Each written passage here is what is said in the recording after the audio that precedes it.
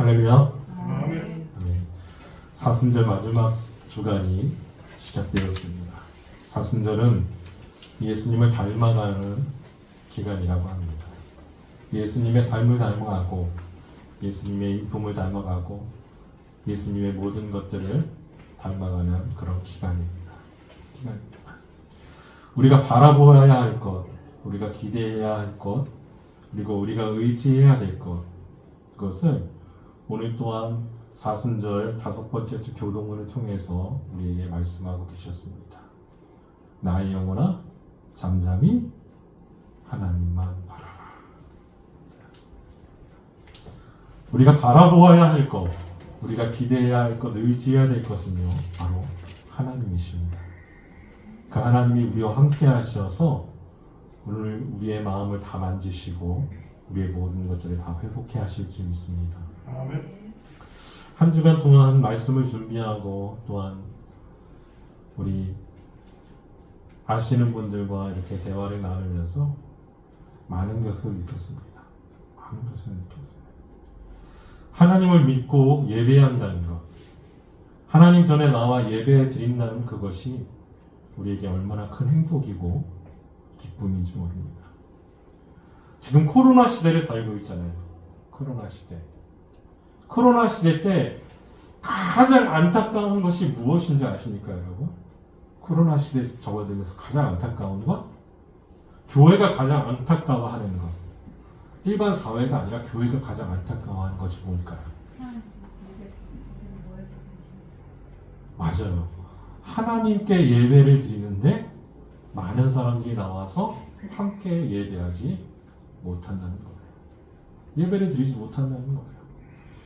그런데 아이러니하게도 참 모순되는 거죠. 그렇게 예배하지 못한다고 하면서도 코로나 시대에서 가장 많이 회복된 것이 무엇이냐라고 질문하면요. 대부분의 그리스도인들이 뭐라고 말하느냐? 예배라고 말합니다. 그게 참 우픈 현실이에요. 왜 예배가 회복되었을까? 아니 예배 드릴 사람이 교회에 나오지 못하는데 어떻게 예배가 회복되어져 가는 걸까라는 거예요. 교회는요 우리가 생각하는 이 건물이 있는 교회는요 몇 가지의 구성 요소가 있습니다. 몇 가지의 구성 요소가 있어요. 그리고 행해야 할 것이 있어요. 교회에서 첫 번째로 행해야 될 것이 무엇이냐? 바로 예배입니다. 그리고 교회에서 행해야 될 것이 무엇이냐? 바로 교제입니다. 그리고 교회에서 해야 될 것? 선교와 전도입니다. 그런데 코로나 시대에 접어들면서 이 교회에서 행해야 될 것 중에 할 수 있는 것이라고는 뭐밖에 없느냐? 예배밖에 없다는 거예요. 하나님께서는요, 우리에게 무엇을 말씀하시고 계시냐? 코로나를 통해, 그리고 코로나를 통해 교회에 하시는 그 말씀이 무엇이냐? 바로 예배 회복이라는 거예요. 예배 회복. 예배 회복이에요. 그래서 수많은 교회들이 어떤 예배를 지향하느냐라는 거예요. 지향하느냐. 지금 코로나 시대에 접어들면서 어린 아이들과 이게 교회 통계적으로도 나왔어요. 작년에 어린 아이들과 중고등부가 여러분 코로나 이전 시기보다 70%가 줄었대요. 70% 중고등부 아이들과 어린 아이들. 그러면요 청년들은 몇 퍼센트 정도 줄었을까요? 여러분 청년은요 정말 말도 안 되게 줄었습니다. 92%가 줄어듭니다. 92%요.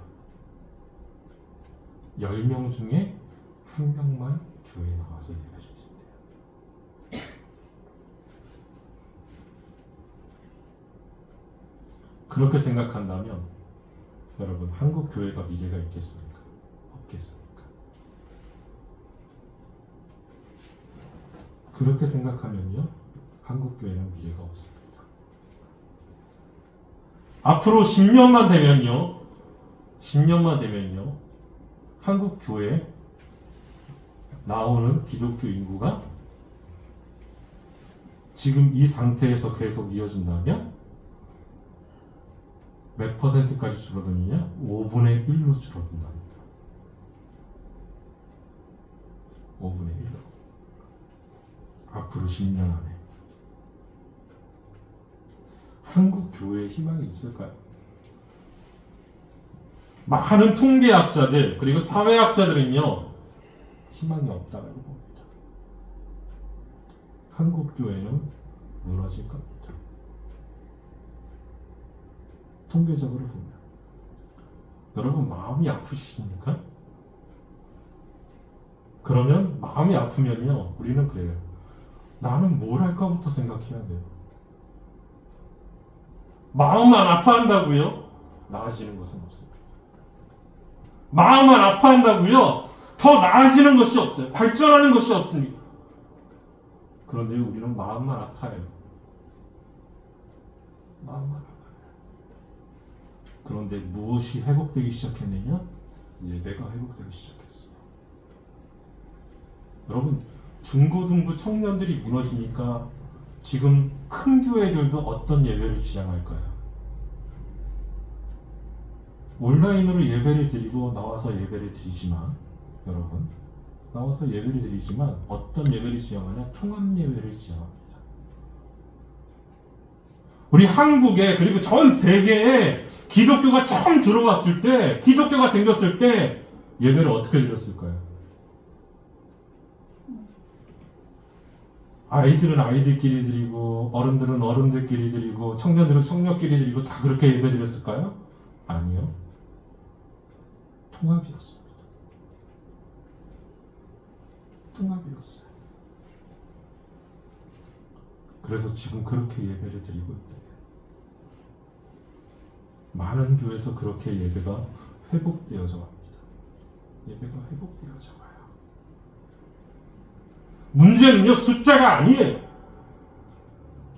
하나님께 있어. 하나님의 집중에 있어. 하나님께서 찾으신 예배자에 있어서 문제는 숫자가 아니에요. 수천 명, 수만 명, 수십만 명 모이는, 수백만 명 모이는 그런 성도들이 아니라 정말 예수님을 예배하는 한 사람이라는 거예요. 그것을 기준으로 볼 때 예배는 어떻게 되어져 가느냐? 회복되고 있다라는 겁니다. 진정으로 하나님을 바라보고 나오는 사람들, 진정으로 하나님을 기대하고 나오는 사람들이 예배를 드리고 있다라는 거예요. 두렵고 떨리지만, 예배 드리다가 코로나 걸리면 어떡하지? 두렵고 떨리지만, 왜 나오죠? 왜 나오죠? 하나님을 예배하기 위해 나오는 거예요. 누구를 만나기 위해서 나오는 게 아니에요. 오직 하나님을 예배하기 위한 발걸음이었다라는 거예요. 그리스도인에게 가장 필요한, 지금 이 시기에 가장 필요한 것은 무엇이냐? 예배의 회복입니다. 예배의 회복이에요. 제가 오늘 말씀의 제목을요, 당신의 교회는 안녕합니까? 지금 교회가 가장 신경 써야 될 부분이 무엇이냐? 바로 예배라는 거예요. 어떻게 하면 한 사람이라도 더 예배에 집중하고 예배를 드릴 수 있게 할까? 하나님을 만나게 할까? 하나님의 말씀을 듣게 할까? 거기에 집중하는 것. 그런데 지금 이 사태에서도요, 수많은 교회들이 무엇에 집중하는지 아십니까? 숫자에 집중합니다. 아니, 코로나 때문에 사람들이 모이질 않아요.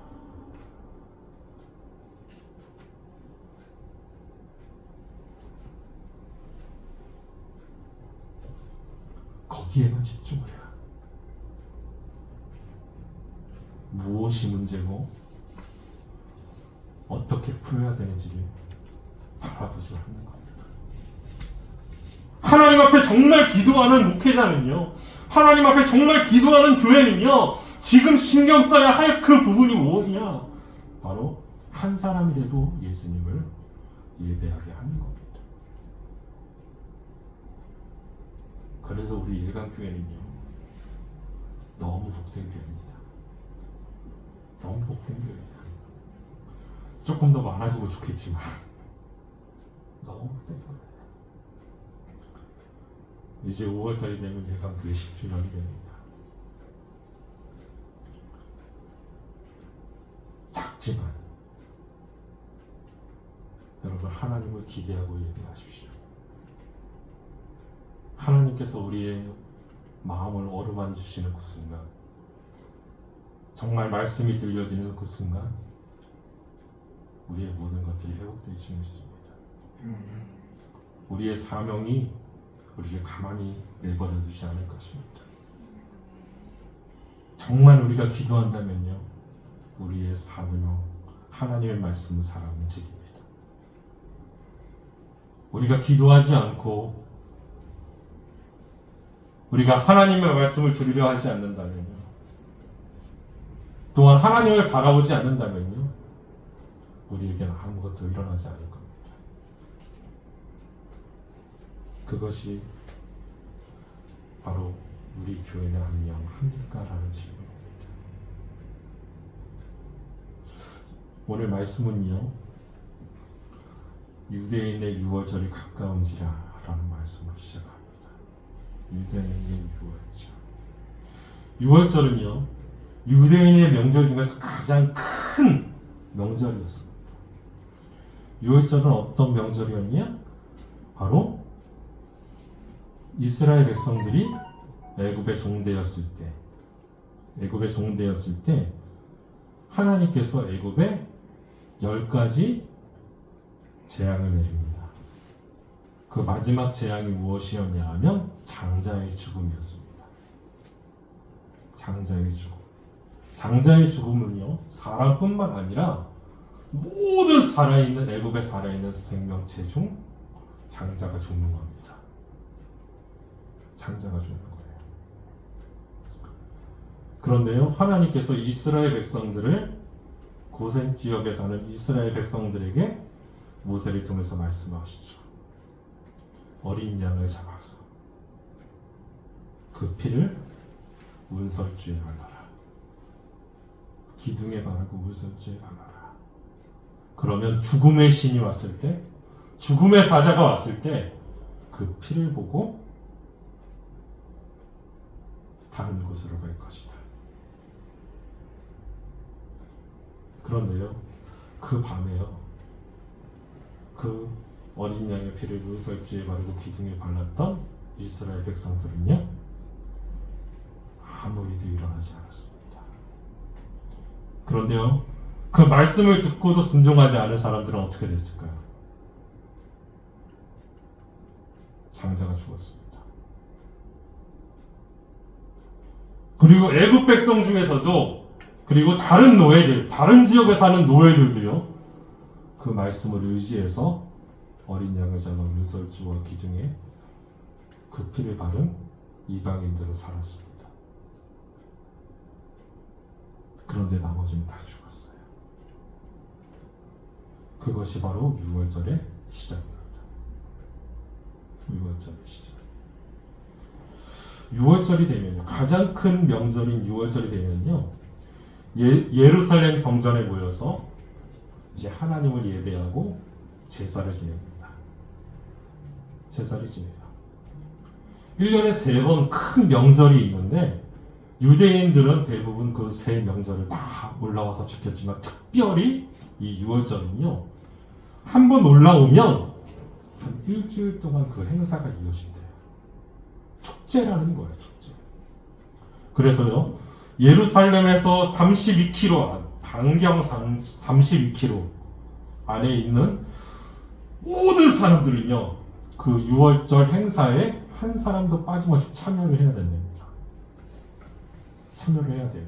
이방인뿐만 아니라 모든 사람들이 참여를 해야 된대요. 그리고요 6월절이 되면 전 세계에 흩어져 있는 유대인들이 모였습니다. 모였어요. 왜냐하면 그것이 꿈이었기 때문에, 하나님을 예배한다는 것이 꿈이었기 때문에, 하나님을 예배한다는 것이 큰 소망이었기 때문에 그들은 전 세계에서 모여들기 시작했어요. 그래서 6월절이 되면요 예루살렘에 성인 남자만 약 200만 명에서 300만 명이 모였대요. 성인 남성만 200만에서 300만이 모였대요. 아이들과 여자들까지 포함하고 노인까지 포함하면 약 1000만 명에서 1500만 명이 모였다고 합니다. 예루살렘에. 여러분 놀랍지 않으십니까? 저는 이 숫자를 보고요 엄청 놀랐어요. 2000년 전이에요, 여러분. 2000년 전에 이렇게 모였다는 거예요. 우리나라 인구조사 처음 했을 때가 언제인지 아십니까? 일제시대 때, 일제강점기 때 인구조사를 했어요. 우리나라 남북한 합쳐서 1925년 우리나라 인구조사를 했는데요. 남녀노소 우리 대한민국하고 북한하고 합쳐서입니다. 총 인구가 1200만 명이었습니다. 여러분 우리나라 인구보다도 훨씬 더 많은 인구가요 어디 모였냐? 예루살렘에 모였다는 거예요. 무엇을 지키기 위해? 6월절을 지키기 위해서. 예수님도 제자들과 함께 무엇을 지키기 위해서 나오셨느냐? 6월절을 지키기 위해서 나오신 거예요. 6월절을 지키기 위해서. 그런데 6월절을 지키기 위해서 예루살렘에 올라가셨는데 성전 안에 누가 자리 잡고 있었느냐? 바로 소와 양과 비둘기 파는 사람들과 돈 바꾸는 사람들이 앉아 있었다는 거예요. 여러분 성전은요 4개의 뜰로 이루어집니다. 4개의 뜰. 첫 번째 가장 바깥쪽은요 이방인의 뜰이에요. 이방인의 뜰. 그리고 두 번째는 여인들의 뜰. 그리고 세 번째는요 유대인들의 뜰. 가장 안쪽에 무슨 뜰이 있느냐? 제사장들의 뜰이 있어요. 그 제사장들의 뜰에는요 무엇이 있느냐? 성소와 지성소가 있습니다. 성소와 지성소. 성소는 뭐 하는 거냐? 제단이 있는 겁니다. 지성소는 제가 말씀드렸죠? 아론의 쌍난 식탁이 그리고 십계명이 들어있는 법궤가 있습니다. 그리고 그곳은 누구만 들어가느냐? 대제사장만 1년에 한 번 들어갑니다. 그런데요 각자 신분에 따라서 위치에 따라서 그렇게 뜰에 들어갈 수 있어요. 그래서 뜰의 경계가요 엄청나게 철저했다고 합니다. 철저하게. 그런데 성전 안에서라는 말이에요. 예루살렘이 아니에요, 여러분. 예루살렘 시장이 아니에요. 어디서? 성전 안에서 소와 양과 비둘기 파는 사람들과 돈 바꾸는 사람들이 앉아 있는 것을 보십니다. 지금으로 말하면 교회 안에 장사하는 사람들이 다 들어왔다는 거예요. 들어와 있는 거예요. 그리고 돈 바꾸는 사람들이 있는 겁니다. 여러분, 그 뜰이 어디였냐? 바로 이방인의 뜰이었습니다. 성전 제일 바깥쪽에 있는 이방인들의 뜰. 사람들이 예배를 드릴 수 있었을까요? 없었을까요? 없었습니다. 왜요? 누가 진치고 있었기 때문에? 장사하는 사람들이 진치고 있었기 때문에 하나님을 예배하려고 나온 사람들, 수많은 사람들이 예배를 드리지 못하는 거예요. 이방인들은 이방인들 뜰 거기서 예배를 드려야 되는데 누가 있어요? 돈 바꾸는 사람들이 있어요. 장사하는 사람들이 있어요. 그래서 아무것도 못한다는 거예요. 왜 그럼 이런 사람들이 있었느냐? 예루살렘에 들어가려면 성전세를 내야 했습니다. 성전세. 그런데 그 성전세가 반세겔이었어요. 반세겔. 세겔의 반세겔. 한 세겔이 아니라 반세겔이었는데 그 반세겔은요, 그 당시에 2일간의 노동자의 임금이었대요. 이틀간의 노동자의 임금. 그것을 내야지만 예루살렘에 발을 들여놓을 수가 있어요. 그런데요, 성전세를 낼 때는요, 세겔인데 세겔에 누가 새겨져 있느냐? 로마 황제의 흉상이 새겨져 있습니다. 그런데요, 그것은 받지 않습니다. 왜냐하면 십계명에 뭐가 있느냐? 어떤 모양이라도 다른 신을 만들지 말라고 했기 때문에. 그런데 다른 신이 그 동전에 있는 거예요. 그래서요, 그것을 이제 다른 돈으로 바꿔주는 겁니다. 어디서 통용되는 거? 성전세는 갈릴리 세겔이나 성전의 세겔, 그 두 가지로 통용됐습니다. 그래서 로마 세겔을 가져오면요, 로마의 세계를 가져오면 바꿔주는 거예요. 그런데 바꿔줄 때 어떻게 바꿔줬냐? 로마 세계를 한 세계를 가져다 주면 반 세계로 바꿔줬대요. 그러니까 노동자 4일 동안 일한 그것을 한 세계를 가져다 주면 반 세계를 주는 거예요. 그럼 얼마를 먹어요? 이 사람은 50%를 먹어. 돈 바꾸는 사람들. 그리고 소, 양, 비둘기 파는 사람들. 왜 그런 사람들이 있었느냐? 성경에 흠없는 소나 양이나 비둘기를 하나님께서 받아주신다고 하셨습니다.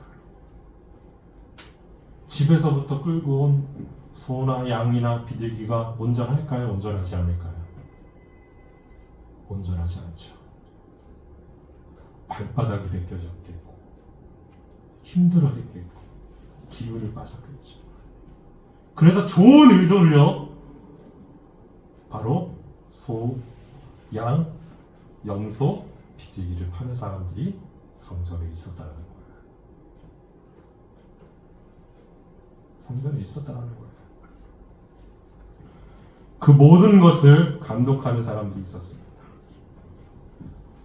그 모든 것을 감독하는 사람들은 누구였냐? 여러분이 너무나 잘 아는 예수님의 십자가에 못 박은 가야바라는 대제사장입니다. 그 대제사장은요, 예배자들의 편의를 도모한다는 취지에서 나왔지만 그 모든 것들을 다 가르치하는 사람이 되었습니다. 순례자들은요, 유대인들은요, 아주 좋은 마음을 가지고 나왔지만, 하나님께 예배하는 마음을 가지고 나왔지만, 누구 때문에 하나님을 바라보지 못하게 되었느냐? 바로 그 당시에 대제사장과 제사장들 때문에 하나님을 바라보지 못했습니다. 타락한 종교인들 때문에 하나님을 바라보지 못했다는 거예요. 예수님은 그것에 분노하셨습니다. 노끈을 가지고 와서 그것을 채찍을 만들었어요. 그래서 소양, 염소, 비둘기 파는 사람들의 상을 엎으시고 다 성전에서 다 내쫓으셨어요. 그러니까 누가 난리가 날까요? 누가 난리가 날까요? 예배 드리러 온 사람이 난리가 날까요? 아니면은 그것을 허용해 준 사람들이 난리가 날까요? 그것을 허용해 준 사람들이 난리가 난 겁니다. 이제 이방인의 뜰에서 누가 예배할 수 있느냐? 다 내쫓아서 누가 예배할 수 있느냐? 이방인들이 나와서 예배할 수 있는 거예요. 그런데 문제는요, 제사장이라 대제사장이 노발대발 분노하기 시작합니다. 분노하기 시작해요. 여러분, 예수님께서 왜 분노하셨을까요? 그것은요, 하나님의 집이 인간들의 마음에 의해 더럽혀졌기 때문입니다. 더럽혀졌기 때문이에요. 하나님의 집 성전은요, 어떤 곳이냐? 하나님을 예배하는 곳이어야 돼요. 예배하는 마음으로 나온 사람들로 가득가득 채워져야 돼요. 누구처럼요? 순례자들처럼. 1년에 한 번씩 정말 하나님을 바라보며 나오는 그 유대인들처럼 그런 사람들로 가득가득 채워지고 예배하는 곳이에요. 그런데 그것을 어떻게 더럽혔느냐? 하나님을 예배하지 못하게 했다는 거예요. 거기서 장사를 했다니까요. 거기서 돈을 바꿨다니까요. 다른 곳에서 해도 돼요. 그런데 성전 안에서 해요. 성전 안에서 했다는 거예요. 여러분, 여기서 주목해야 될 점이 이거예요. 하나님은요, 예배 위에 다른 마음을 가지고 하나님을 예배하는 것, 예배 위에 다른 생각으로 나와 교회에서 행하는 모든 행위들, 하나님을 바라보는 마음, 하나님을 의지하는 마음이 아닌 다른 마음을 품고 나오는 모든 것들을요, 하나님께서는 어떻게 하느냐? 녹군으로 채찍을 만들어 치십니다. 그리고 다 내쳐주십니다. 그것이 예수님의 분노였어요. 예수님은요, 우리가 진심으로 예배하길 원하십니다. 우리가 정말 신령과 진정으로 하나님의 영과 진리로 예배하길 원하십니다. 누구를 품고요? 예수님을 품고요. 그리고 또 예수님이 말씀하시죠. 내 아버지 집으로 장사하는 집을 만들지 말라. 장사하는 집을 만들지 말라. 교회는 장사하는 곳이 아니에요. 교회는 하나님의 집이에요. 교회는 예수 그리스도의 핏값으로 세워진 하나님의 집이라는 거예요. 교회에서 자랑해야 될 것 오직 하나입니다. 예수님이. 교회에서 얘기해야 될 것 오직 하나예요. 예수님이. 그런데 우리는 교회에서 다른 것들 많이 나눠요. 뭐라는 명목에? 교제라는 명목으로. 하나님이 코로나 시대 때 단번에 없애신 게 뭐냐? 교제입니다. 교회 안에서의 교제. 무엇에 집중하라고? 예배에 집중하라고.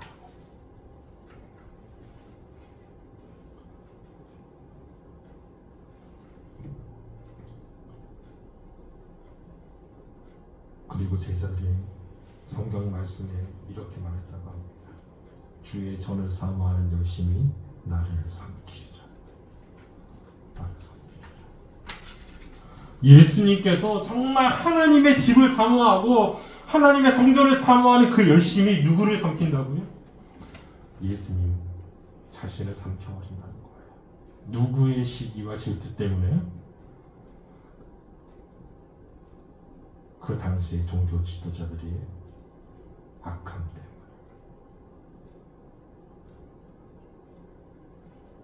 악함 때문에. 지금 한국 교회는 안녕합니까? 저는 묻고 싶어요. 지금 예강 교회는 안녕합니까? 지금 그럼 우리가 다 하나님의 성전이고 교회인데 우리 한 사람 한 사람 그럼 나는 안녕합니까?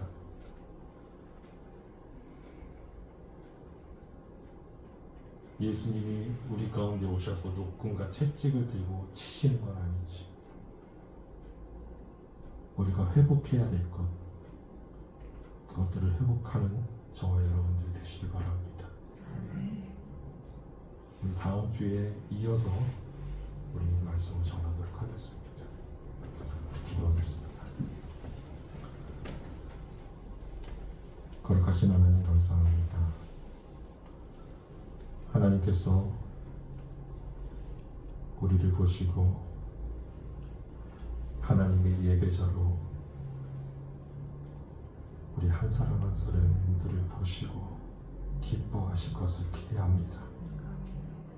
우리가 하나님을 영과 진리로 예배하는 예배자 되게 하여 주옵소서. 다른 생각을 품고 하나님을 예배하는 것이 아니라 오직 예수님을 품고 예배하는 저희들 다 되게 하여 주옵소서. 그래서 우리의 교회가 안녕하게 하시고 우리 한국교회가 안녕하게 하여 주옵소서. 예수님의 이름으로 기도합니다. 아멘.